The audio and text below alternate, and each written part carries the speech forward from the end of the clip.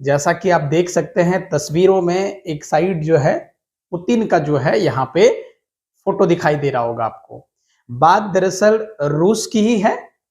उसके घटते जो है पूरे दुनिया से जो प्रभाव है वो कम होता हुआ जो प्रतीत हो रहा है, उसको लेकर बातें हैं।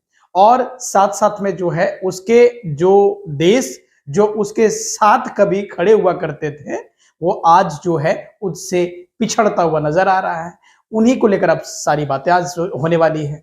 तो सबसे पहले मैं आपको बता दूं, आज जो है मेन टॉपिक यही है कि आखिर ऐसा क्या रीजन है कि ये जो रूस जो कभी पूरे दुनिया पे, ऐसा समझिए कि आपको पता होगा वर्ल्ड वार सेकेंड के बाद पूरे दुनिया में दो शक्तियां जो है उभर के सामने आई, जिसमें से एक का नाम पड़ा यूएसए, जिसको जो अमेरिका है, और दूसरे तरफ जो है जिसको बोला गया सोवियत संघ, जिसको बोला गया सोवियत संघ, यानी कि वर्तमान का रसिया। सोवियत संघ मिला के अगर देखें तो वर्ल्ड वार सेकेंड के बाद दो शक्तियां उभरी, एक अमेरिका था, दूसरा रूस था, यानी कि उस समय का सोवियत संघ, वर्तमान का रूस था। और उसके बाद दुनिया जो है दो धड़ों में बट गई। दो धड़ से मतलब यह हुआ कि कुछ लोग जो है इसके पक्ष में आ गए और कुछ लोग जो है अमेरिका के पक्ष में चले गए।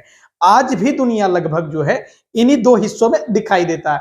अपवाद स्वरूप अगर भारत को छोड़ दें और ऐसे कुछ जो है अफ्रीकन कंट्रीज को छोड़ दें, तो आमतौर पे पूरी दुनिया दो गुट में दिखाई देती है। भारत को क्यों मैं ऐसा कह रहा हूं, क्योंकि भारत जब ये पूरे दुनिया दो गुटों में शामिल हो रहे थे, कोई अमेरिका के गोद में गया तो कोई जो है रूस के गोद में गया, तो भारत जो है जब पूछा गया या जब उन तक बातें आई, तो भारत ने निर्णय लिया कि भाई हम किसी भी गुट में नहीं रहेंगे और हम जिस रास्ते को अपनाते हैं उसका नाम होगा गुट निरपेक्ष। हम किसी गुट में शामिल नहीं होंगे। हालांकि हमारा झुकाव रसिया की तरफ ज्यादा रहा है, क्योंकि समय समय पर रसिया ने हमारी सहायता की है। ये कहानी किसी और दिन हम डिस्कस करेंगे कि भारत और रसिया से इतनी नजदीकी होने के पीछे का रीजन क्या है।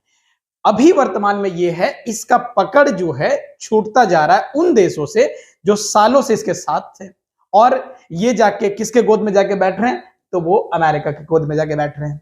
इन्हीं सब को लेकर बातें होगी। आपको पता होगा सन 1991